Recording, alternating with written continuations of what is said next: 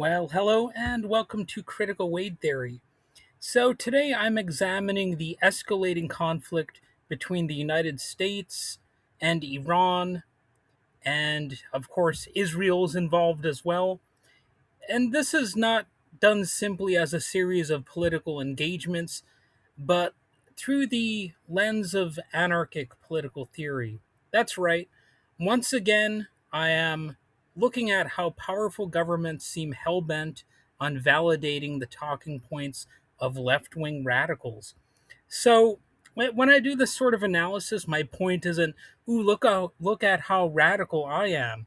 No, the point is not really about me, but about how the current events, the news, the extreme uh, fascism and totalitarianism that we are seeing today actually demonstrates the accuracy of things like anarchism and the critiques that they make of power. So I'm not saying that like there are no valid critiques of anarchism or anything like that. So you can relax. I'm not saying you have to be radical yourself.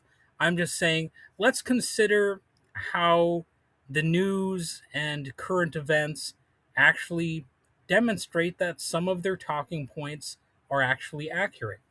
So, as always, this episode is not intended to defend one government over another or anything like that. Instead, I'm asking a different question. What happens when every side involved is organized around the power of the state? And that's from missile strikes to aircraft carriers, from nationalist propaganda to the campaign rhetoric. The same political logic emerges repeatedly. Ordinary people bear the costs while these governments compete for dominance. So let's dive in and examine those core elements of the news. So there's of course been escalation across the region, to say the least, when it comes to the Middle East. And fighting earlier this year had dramatically intensified. Iran reacted to Trump's persistent attacks with its own assault on Prince Sultan Air Base in Saudi Arabia, which reportedly wounded at least 10 U.S. service members, though no fatalities were reported. We don't know how much the Trump administration is hiding the numbers of injured or dead, but nevertheless, let's move past that particular topic here. At nearly the same time, Jesus Christ, I can't talk. But at nearly the same time, Iranian missile strikes hit central Israel, damaging storefronts and civilian infrastructure. And the response to this response was immediate. American and Israeli aircraft carried out joint ventures in western Iran that reportedly killed at least 20 people while also targeting the Bushehr nuclear power plant for the third time during the conflict. And according to reports, one strike landed near the meteorology service building adjacent to the operating reactor. So, some pretty dangerous stuff. And regardless of which government initiated which attack, the pattern is familiar. It can be seen regardless of your bias. Military planners, they discuss strategic objectives. News organizations report successful operations. Politicians congratulate themselves endlessly. Meanwhile, workers, families, and local communities are left cleaning up destroyed neighborhoods, damaged infrastructure, and lives permanently altered or ended by decisions made hundreds of thousands of miles away. And then there's the nuclear question. Perhaps the most alarming aspect of these attacks is the repeated targeting of infrastructure surrounding a functioning nuclear power plant. So keep that in mind. Even strikes that avoid directly hitting the reactor carry some obvious risks. Nuclear facilities exist within highly interconnected systems. Damage to support infrastructure can create cascading consequences that extend far beyond military objectives. It demonstrates one of the defining characteristics of modern states. Human safety becomes secondary whenever geopolitical advantage is at stake. Whether it is an authoritarian regime or a so called liberal democracy ordering the strike, ecological risks become acceptable if they serve strategic goals. And history repeatedly shows governments willing to gamble with environmental catastrophe in pursuit of a military victory. And of course, we're seeing expanding military power here as well. The conflict is not limited to missile exchanges. Washington has significantly expanded its military presence throughout the region, and the USS George H.W. Bush carrier strike group, that's quite an assortment of words. The George H.W. Bush Carrier Strike Group deployed from Norfolk, Virginia, with more than 5,000 sailors and support personnel to reinforce American operations in the Middle East. So that happened. Yet administration officials continue emphasizing that American objectives can supposedly be achieved without any ground troops and within only a few weeks. Well, it seems like they've said a few weeks, always a few weeks ago, and a few weeks before that. Well, we know how this goes. This happened with the other forever wars when it came to Iraq and Afghanistan. Remember, they would say, "Oh, it's going to be over soon. It'll be over before you know it. It'll end before you even know that it began. And soon that would end up being like, well, what they call a forever war. And it technically doesn't last forever, but it lasts for quite a long time. Definitely longer than just a few weeks. And that whole language of, you know, having immediate success without any ground troops and all that kind of stuff, that language deserves some attention because wars are increasingly marketed as clean, efficient, and technologically precise. You got precision guided weapons that replace mass infantry, drone footage replaces battlefield reporting, and casualties become statistics. Military intervention, as they call it, is packaged almost like a limited business operation with some defined timelines, and it's all about manageable costs. And this framing obscures the actual consequences of warfare as it's intended to do. Air campaigns still destroy homes, economic sanctions still devastate civilians, and that's whether it's being done against a country like Iran or Cuba. And that's so funny about Cuba. I mean, it's darkly funny, but funny nonetheless how the United States government keeps on talking about how Cuba, they've got a failed system that just doesn't work, and yet we're the ones with a huge blockade against the country that is strangling them. I know Marco Rubio likes to even pretend that there is no blockade, that there are no sanctions against Cuba, but anyone who is honest and who has a brain and something approximating a soul understands that yes, there is a U.S. stranglehold on Cuba. And that's a weird bit of propaganda too. They can bend reality at will, and some people will believe them. Some people believe Marco Rubio when he just defies reality itself. And infrastructure remains shattered long after politicians declare victory, and sometimes they will declare victory even when there was no victory, of course. And the sufferings simply becomes less visible to those ordering the attacks and to the people watching off on the sidelines.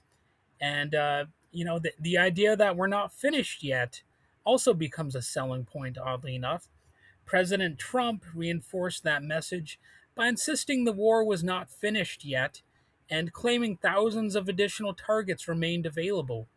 And that's a subtle way of saying we haven't devastated these people enough yet. And notice how military planning transforms cities, factories, roads, communication centers, and military facilities, and to numbers on a targeting list.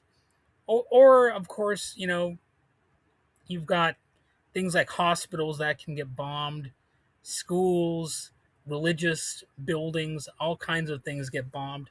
And, they can either be ignored or just brushed off as mistakes. One of the things that Israel and the United States love to do is whenever they bomb something like a hospital or any sort of civilian structure, they'll claim that, oh, those civilians were just being used as human shields. So that becomes a weird propaganda talking point.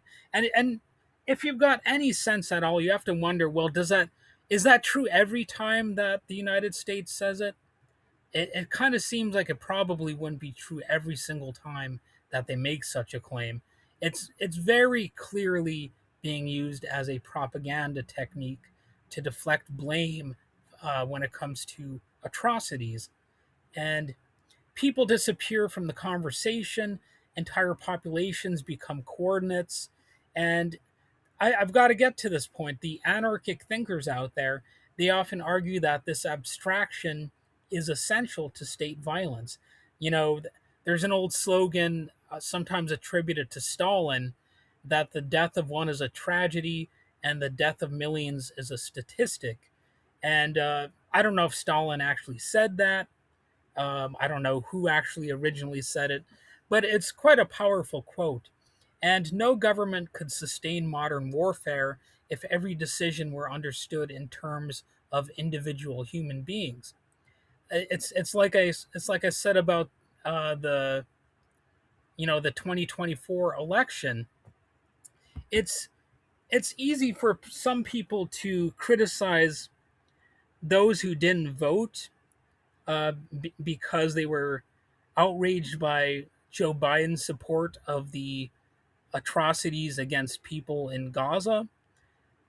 It's easy enough to be mad at that if you're just on the sidelines, but if you're somebody who's got family who are Palestinians, uh, I think it becomes a little easier to understand why they would have a tough time voting for anybody in that election, because all of them were, they were against the Palestinians. They were uh, APAC candidates, in other words, all of the presidential candidates.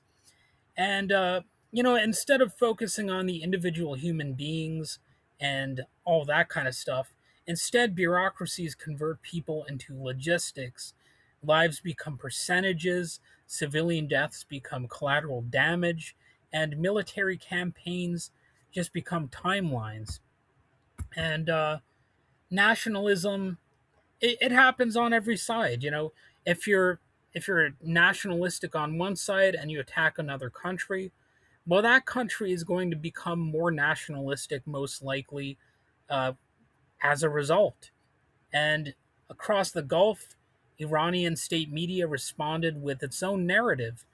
Now, my intention is not to pick on Iran here or say it's not defending itself in any sense. I'm not saying that there's no legitimacy to Iran's response. I mean, they were attacked, quite obviously.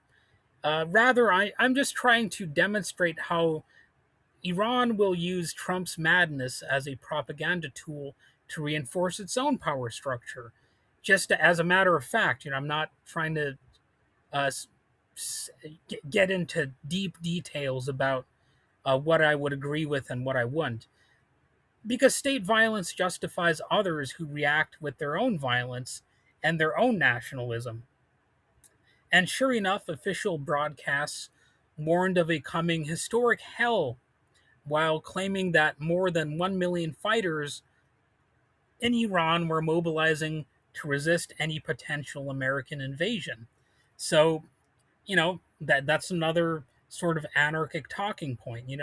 If you've got one powerful state waging war against another, well, it's only logical, and in a way it's only fair that they would use similar rhetoric and similar logic and organize in a defensive posture against the attacks.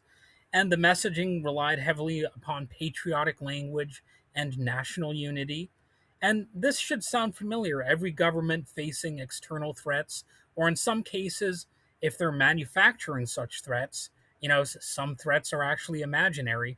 Well, any government like that appeals to nationalism or something like it. You'll probably have flags, the imagery of sacrifice, the rhetoric of sacrifice, duty, unity, historical destiny, all that kind of stuff.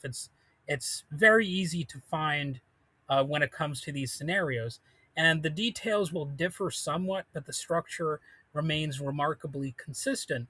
These broadcasts, like what is coming from Iran, they've reinforced public support for Iran's government during the crisis, and that's the thing. Like if you're put in a situation that's desperate, you're going to take help wherever you can get it.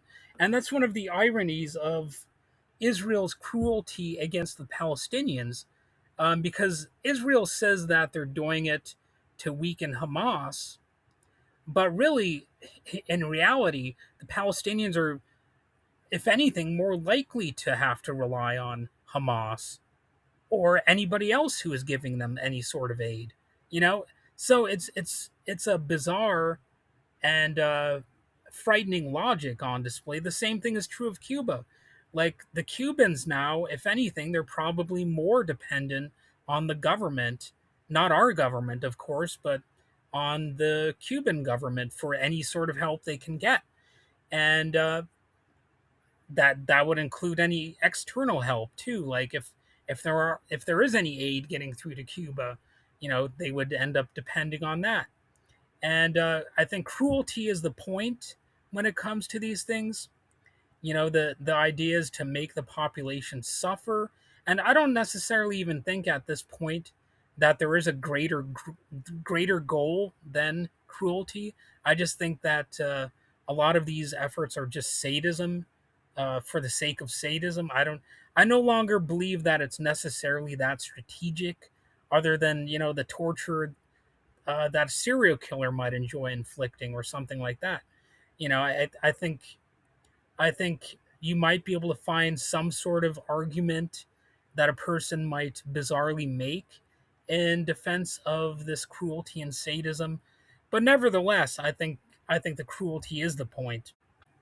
Of course, propaganda encourages ordinary people to identify their own interests with those of the state, and workers who may have little in common with political elites are encouraged to risk their lives preserving the institutions that govern them.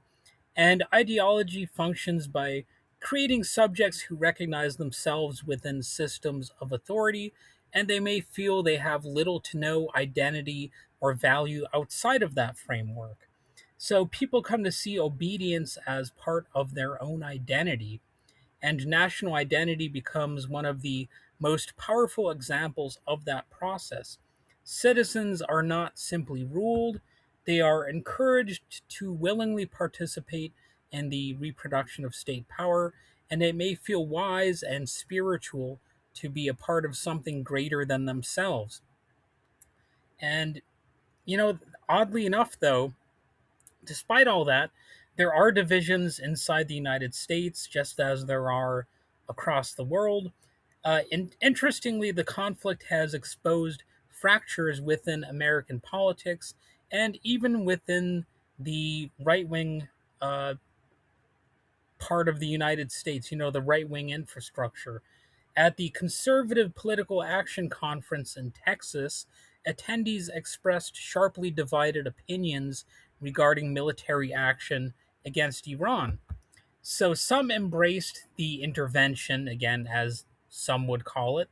Others questioned why another Middle Eastern conflict was necessary, especially in light of the fact that Trump has repeatedly over the years said that he is against attacking Iran and has presented himself as if he is a peace candidate. And I think these conflicts reveal genuine political tensions, and I would point out something deeper as well. The debate rarely questions whether governments should possess the authority to wage war at all. Instead, it focuses on how the authority should be exercised. Should there be more bombing, less bombing, ground troops, no ground troops, faster intervention, slower intervention, all that stuff. And these arguments concern management rather than legitimacy. So, to use an analogy, political factions fight over who gets to drive the vehicle of mass destruction. Very few question whether the vehicle of mass destruction should exist and be on the road. And this gets to the core of the issue, which is the state's monopoly on violence. You know, it's one of politics' foundational ideas. The state claims a monopoly on the legitimate use of force, and everything else follows from that claim.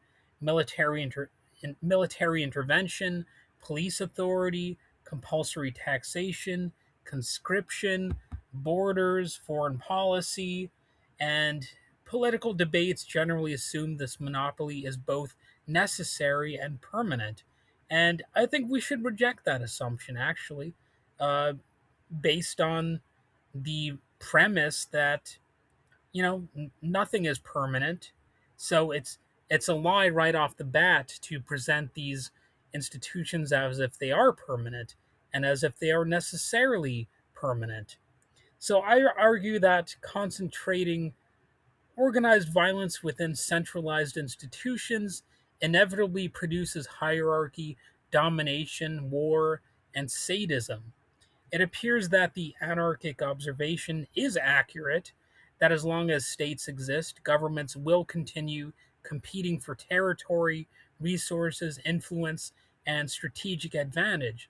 So even if it's impossible to abolish the state outright, we should at least seek to severely restrict its capacity for violence. I think that's, at the very least, something we should do. We should try to severely restrict presidential power, for example. And, the names of the countries change, the weapons evolve, but the underlying logic remains remarkably stable. If I reject war or military intervention, as they call it, what alternative do I propose here? Well, not passivity, not surrender, but different forms of organization. So instead of military bureaucracies, what about more voluntary associations? Instead of nationalism, how about some solidarity across borders? Instead of imperial competition, mutual aid. That doesn't mean such systems would be completely free from any sort of conflict or disagreement, which may be nonviolent but still frustrating. Not every disagreement leads to violence, but it can still be significant. But human societies rarely are free from conflict of some kind. That needs to be understood, just as a basic reality.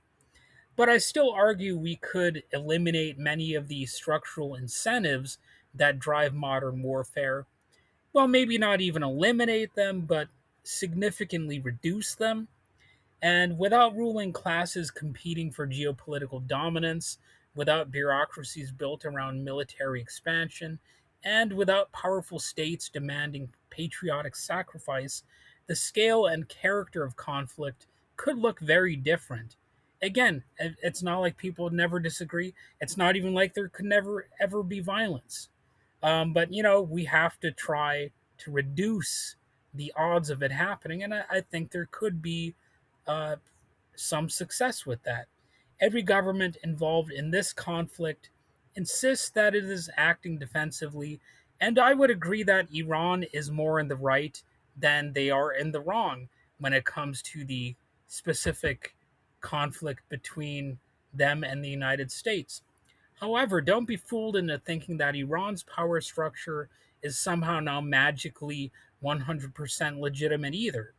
If nothing else, it must be said that they did not somehow avoid the United States attacking them, right? I mean, obviously, we could make criticisms of how the Iranian government functions, um, domestically to its own population. And look, I know some would say that this is blaming the victim to ever critique how Iran looks and how they function. But the facts are facts. Governments basically always claim to provide safety for their people. And if the governments of the world, including Iran's, all fail to prevent violence, then they obviously are failing to provide safety and security. Even if it's agreed that some countries are more guilty of starting conflicts than others, it's nevertheless true that all of the other countries have failed to prevent the offender countries from offending. And there most certainly are ways they could have done so strategically. Uh, you know, Even if it's hypothetical, I mean, there are ways to reduce the chances and the capacity for violence to occur on the global stage, just as there are, you know, within a city or a town. And instead of doing that, things de-evolve further. Every side claims necessity to whatever it is they're doing. In most cases, every side portrays its violence as reluctant but unavoidable. Even the aggressor, which again is the United States, though Trump is so stupid, he often overlooks the need to even uh, have a flimsy propaganda pretext, which makes his wars look less legitimate as a result. Yet he still has cult like support. So that for some people is legitimate enough. The mere fact that they like the guy. So I challenge this entire framework. Rather than asking which state deserves victory, um, we should ask why societies continue organizing themselves around institutions whose defining feature is the capacity for organized violence. As the current conflict expands, from missile strikes and aircraft carriers to propaganda campaigns and domestic political divisions, that question becomes increasingly difficult to ignore. And who knows, it could escalate to a truly horrific nuclear conflict at some point as well. It could become World War III even without nuclear stuff going on. So perhaps the real alternative isn't choosing between competing empires. Perhaps it's imagining political forms that no longer require empire at all. Well, thanks for listening. If you enjoyed the episode, consider subscribing and sharing it. I know I fumbled the ball with a few of my words here and there, but I think there's some food for thought here. So until next time, take care and keep asking who benefits when these governments go to war.